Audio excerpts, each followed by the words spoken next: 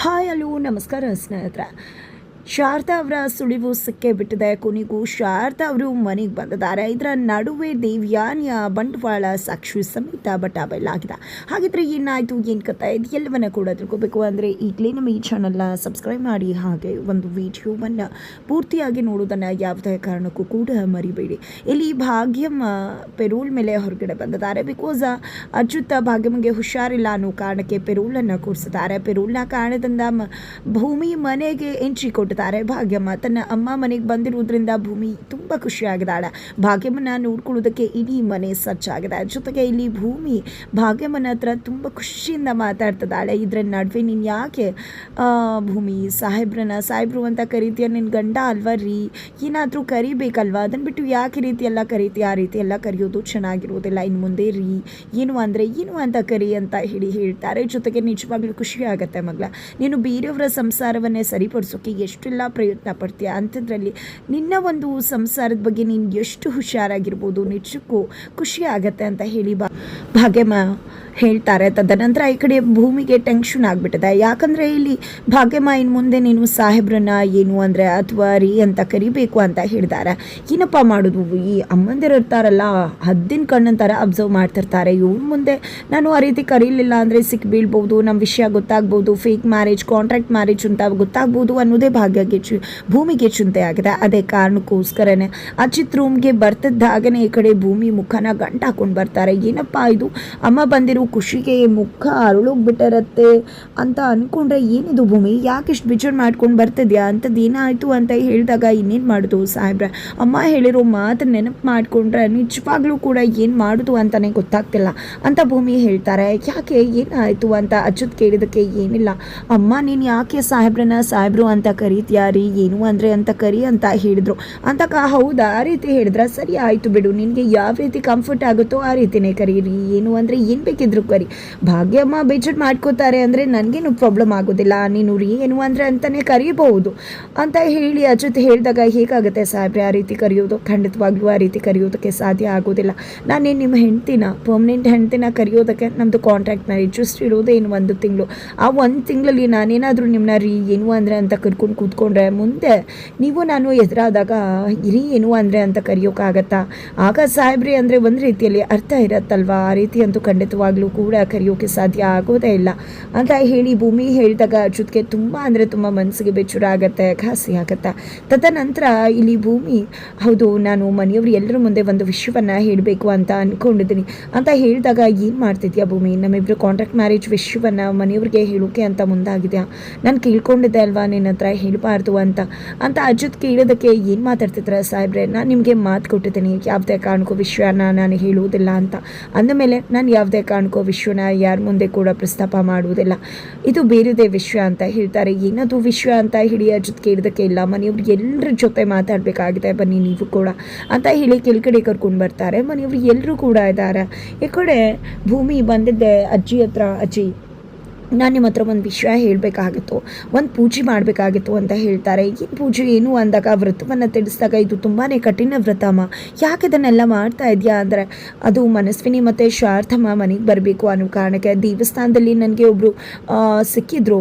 ಅವ್ರು ಹೇಳಿದ್ರು, ನಿಜವಾಗ್ಲೂ ನೀನೇನಾದರೂ ಈ ವ್ರತವನ್ನು ಮಾಡಿದ್ರೆ ಖಂಡಿತವಾಗ್ಲೂ ನೀನು ಯಾರನ್ನ ಹುಡುಕ್ತಿದ್ಯೋ ಅವರು ಮತ್ತೆ ವಾಪಸ್ ಮನೆಗೆ ಬಂದೇ ಬರ್ತಾರೆ ಅಂತ, ಅದೇ ಕಾರಣಕ್ಕೆ ವ್ರತವನ್ನು ಮಾಡಬೇಕು ಅಂತ ಅಂದ್ಕೊಂಡಿದ್ದೀನಿ ಅಂತ ಭೂಮಿ ಹೇಳಿದಾಗ, ಇದು ತುಂಬ ಕಠಿಣ ವ್ರತ ಅಲ್ವಮ್ಮ, ನೀನು ಮಗಳಲ್ವಲ್ಲ ಈ ವ್ರತ ಎಲ್ಲ ಮಾಡೋದಕ್ಕೆ ಅಂತ ಹೇಳಿ ಅಜ್ಜಿ ಮತ್ತು ಸಂಗೀತ ಅವರು ಹೇಳಿದಾಗ, ಏನು ಮಾತಾಡ್ತಿದ್ರ ಅಜ್ಜಿ, ನಿಜವಾಗ್ಲೂ ನಾನು ಮಗಳಾಗದೇ ಇರ್ಬೋದು, ಆದರೆ ಶ್ರವಣ್ ಸಾಹೇಬ್ರನ್ನ ನಾನು ಅಪ್ಪ ಅಂತ ಕರಿತೀನಿ, ಅವ್ರಿಗೆ ನಾನು ಮಗಳು, ಅವ್ರು ನನಗೆ ಅಪ್ಪ ಆಗಿದ್ದಾರೆ ಅಂದಮೇಲೆ ಶಾರದಮ್ಮ ಕೂಡ ನನಗೆ ಅಮ್ಮನ ಥರನೇ ಅಲ್ವಾ, ನಾನು ಮಗಳ ಸ್ಥಾನದಲ್ಲೇ ನಿಂತು ಅವ್ರನ್ನ ನಾನು ಮನೆಗೆ ಬರಲಿ ಅನ್ನೋ ಕಾರಣಕ್ಕೆ ಈ ವ್ರತವನ್ನು ಮಾಡ್ತೀನಿ ಅಂತ ಹೇಳಿದಾಗ, ನಿಜಕ್ಕೂ ನಿನಗೆ ಏನು ಹೇಳಬೇಕು ಅಂತಲೇ ಗೊತ್ತಾಗ್ತಿಲ್ಲ ಭೂಮಿ. ಅವತ್ತು ನೋಡಿದ್ರೆ ನೀನು ಪಲಿಸಿರೋ ಒಂದು ವ್ರತದಿಂದ ಪಲಿಸಿರೋ ಒಂದು ಫಲಕ್ಕೆ ನನ್ನ ಹೆಂಡತಿ ಬರಬೇಕು ಅಂತ ಕೇಳ್ಕೊಂಡ, ಇವತ್ತು ನನ್ನ ಹೆಂಡತಿ ಬರಲಿ ಅಂತ ಹೇಳಿ ವ್ರತ ಮಾಡ್ತಿದ್ಯಾ, ನಿನ್ನ ಮನಸ್ಸು ಎಷ್ಟು ಒಳ್ಳೆಯದು ಅಂತ ಹೇಳಿ ಶ್ರವಣ್ಣವರು ಎಲ್ಲರೂ ಹಾಡಿ ಹೋಗ್ಲತ್ತದಾರೆ. ಈ ಕಡೆ ನಚ್ಚು ಅಂತೂ ಏನದಕ್ಕೆ ನೀವು ಇಷ್ಟೊಂದು ಒಳ್ಳೆಯವರಾಗ್ಬಿಟ್ರೆ ಹೇಗೆ, ಎಷ್ಟು ಬಾರಿ ಹೃದಯ ಕದಿತೀರಾ ನೀವು, ಇದೇ ಒಂದು ಹೃದಯ ಎಷ್ಟು ಬಾರಿ ಕದಿತೀರಾ ನೀವು ಅಂತ ಹೇಳ್ತಿದ್ದಾರೆ. ಈ ಕಡೆ ಅಜಿತ್ ಕೂಡ, ಭೂಮಿ ನಿಜವಾಗ್ಲೂ ನಿನ್ನ ಬಗ್ಗೆ ಏನು ಹೇಳಬೇಕು ಅಂತಲೇ ಗೊತ್ತಾಗ್ತಿಲ್ಲ ಅಂತ ಹೇಳ್ತಾರೆ. ಮನೆಯವ್ರು ಎಲ್ಲರೂ ಕೂಡ ಭೂಮಿಯನ್ನು ಹಾಡಿ ಹೋಗ್ಲತ್ತಿದ್ದಾರೆ. ತದನಂತರ ಆಯ್ತ ಕಡೆ ದೇವ್ಯಾನಿ ಮತ್ತು ಅಂಜು ಇಬ್ಬರು ಕೂಡ ರೂಮಲ್ಲಿ ಮಾತನಾಡ್ತಿದ್ದಾರೆ. ಏನು ಮಾಮ್ ಇದಲ್ಲ, ಏನಾಗ್ತದೆ ಅಜ್ಜಿನ ನನಗೆ ಹೇಗೆ ಗಂಡ ಅಂತ ಒಪ್ಕೊಂಡು ಅವನನ್ನು ಅಕ್ಸೆಪ್ಟ್ ಮಾಡ್ಕೊಳ್ಳೋಕ್ಕೆ ಆಗ್ತಿಲ್ಲ. ಅಜಿತ್ ಮತ್ತು ಭೂಮಿ ಹೇಗೆ ಇಷ್ಟು ಕ್ಲೋಸ್ ಆದರು, ಎಷ್ಟು ಅನ್ಯೂನ್ಯವಾಗಿರ್ತಾರೆ ನೋಡು ಅಂತ ಹೇಳಿದಾಗ ಮೊದಲು ಕೂಡ ಅವ್ರು ಹೇಗಿದ್ರು ಸ್ವಲ್ಪ ಕಸಿವಿಸಿ ಆಗ್ತಿತ್ತು. ಈಗ ಆರಾಮಾಗಿದ್ದಾರೆ. ನಿನಗೂ ಕೂಡ ಮುಂದೆ ಹೋಗ್ತಾ ಹೋಗ್ತಾ ಆರಾಮಾಗತ್ತೆ. ನೀನು ಕೂಡ ನಚ್ಚುನ ಗಂಡ ಅಂತ ಒಪ್ಕೋತೀಯ. ಅದಕ್ಕೂ ಮುಖ್ಯವಾಗಿ ಈ ಭೂಮಿ ಶಾರದ ಸಿಗಲಿ ಅಂತ ಹೇಳಿ ವ್ರತ ಮಾಡ್ತಿದ್ದಾಳೆ. ನಿಜವಾಗ್ಲೂ ಕೂಡ ವ್ರತ ಅಂತೆಂಥ ವ್ರತ ಅಲ್ಲ, ತುಂಬಾ ಕಠಿಣ ವ್ರತ ಆಗಿದೆ. ಆದರೂ ಕೂಡ ತುಂಬ ಎಫೆಕ್ಟಿವ್ ಆಗಿರುತ್ತೆ. ಏನಾದರೂ ಅವಳು ವ್ರತಕ್ಕೆ ಫಲಿಸಿ ಶಾರದಾ ಮನೆಗೆ ಬಂದುಬಿಟ್ರೆ ಏನು ಮಾಡೋದು, ಇಲ್ಲ ಯಾವುದೇ ಕಾರಣಕ್ಕೂ ಆಕೆ ಮನೆಗೆ ಬರಬಾರ್ದು ಅಂತ ಹೇಳ್ತಾರೆ. ಅಷ್ಟರಲ್ಲಿ ಭದ್ರಾ ದೇವಿಯಾನಿಗೆ ಕಾಲ್ ಮಾಡ್ತಾರೆ. ಮೇಡಮ್ ಎಲ್ಲ ಕಡೆ ಹುಡುಕಿದ್ವಿ, ಹೊರಗಡೆ ಹೋಗಿ ಹುಡುಕ್ಬೇಕಾಗಿದೆ, ಇಲ್ಲೆಲ್ಲೂ ಕೂಡ ಇಲ್ಲ. ನಾಳೆ ಒಳಗಡೆ ಹೋಗಿ ಹುಡುಕ್ತೀವಿ ಅಂದಾಗ ಇಲ್ಲ, ಇವತ್ತೇ ಎಲ್ಲವೂ ಕೂಡ ಮುಗಿಬೇಕು, ಆ ಶಾರದಾ ಸಿಗಲೇಬೇಕು ಅಂತ ದೇವಿಯಾನಿ ಹೇಳ್ತಾರೆ. ಇತ್ತ ಕಡೆ ಶಾರದಾ ಅವರು ದೇವಸ್ಥಾನದಲ್ಲಿದ್ದಾರೆ. ಅದೇ ದೇವಸ್ಥಾನಕ್ಕೆ ದೇವಿಯಾನಿ ಕಡೆಯವರು ಎಂಟ್ರಿ ಕೊಡ್ತಾರೆ. ಎಂಟ್ರಿ ಕೊಟ್ಟಿದ್ದೆ ಶಾರದಾನ ನೋಡಿ ಎತ್ತಾಕೊಂಡು ಹೋಗಬೇಕು ಅನ್ಕೋತಾರೆ. ಅಷ್ಟರಲ್ಲಿ ಪುರೋಹಿತರೆ ಹೆಂಡತಿ ಬಂದು ನಮ್ಮ ಮನೆಯಲ್ಲಿ ಸ್ವಲ್ಪ ಕೆಲಸ ಇದೆ, ಮಗು ಇದೆ, ನೋಡ್ಕೊಳ್ಳೋದು ಕಷ್ಟ ಆಗುತ್ತೆ, ನೀವು ಬರ್ತೀಯಮ್ಮ, ಕೆಲಸ ಮಾಡಿಕೊಡ್ತೀಯ, ನಂತರ ದೇವಸ್ಥಾನಕ್ಕೆ ಕರ್ಕೊಂಡು ಬಂದುಬಿಡ್ತೀವಿ ಅಂತ ಹೇಳ್ತಾರೆ. ಸರಿ ಆಯಿತು ಅಂತ ಹೇಳಿ ಶಾರದಮ್ಮ ಕೂಡ ಒಪ್ಕೊಂಡು ಅವ್ರ ಜೊತೆ ಹೋಗ್ಬಿಡ್ತಾರೆ. ಹಾಗಾಗಿ ಭದ್ರನ ಕೈಗೆ ಶಾರದಾ ಅವರು ಸಿಗುವುದಿಲ್ಲ.